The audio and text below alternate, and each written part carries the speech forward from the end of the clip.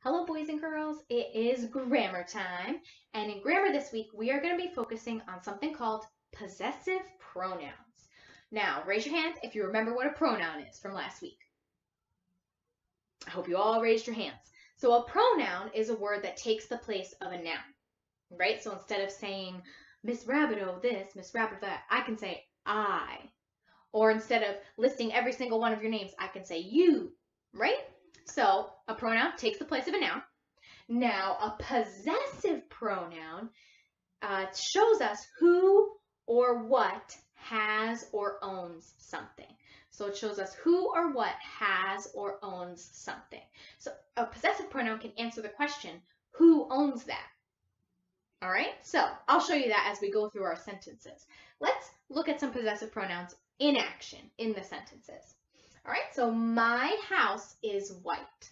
Whose house is it? Well, it tells us it's my house. It's mine, right? So my is a possessive pronoun because it tells us whose house it is. All right, okay, let's look at the next one. His coat is too small. Whose coat is it? His coat. So this is a possessive pronoun because it takes the place of a noun, so it's a pronoun, but then it also tells us whose coat it is. It also tells us who owns the coat. And the answer is, it's his coat. So that is our possessive pronoun. All right, now you see these two sentences begin with a possessive pronoun. But possessive pronouns don't always show up at the beginning of sentences. Sometimes they're in the middle of a sentence, like in our next one. The dog sleeps in its bed. The dog sleeps in its bed. What is our possessive pronoun? Our possessive pronoun is its. It's talking about the dog. The dog sleeps in its bed. It is the dog's bed. That answers our question, whose bed is it? It's the dog's, right? So its bed. So it could have said the dog sleeps in his owner's bed, but he's not sleeping in his owner's bed. The dog sleeps in its bed. He's sleeping in his own bed. All right, so there we go, possessive pronoun. All right, let's look at one more sentence. Your mother just called. Your mother just called. Whose mother? Your mother. All right, so your is a pronoun, takes the place of a noun, but it also tells us whose mother it is. It's your mother. All right, so I listed out some of our possessive pronouns. So we have my, your, his, her, its, our, their. Those are some of the ones that we'll be focusing on this week. Now, we saw some of these in action already, but we're going to flip to the back and read a few more sentences and have to determine what the possessive pronoun is. Which word is the possessive pronoun? All right, so let's get this flipped around. Here we go. All right. Okay, so there are no words underlined in this. We're going to have to underline them now.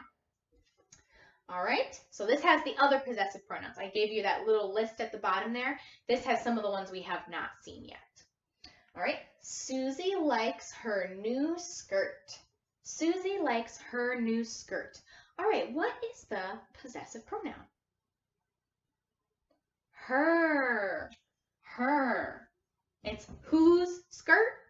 Well, we know it's Susie's, but we also know that it's her skirt because of the word her there.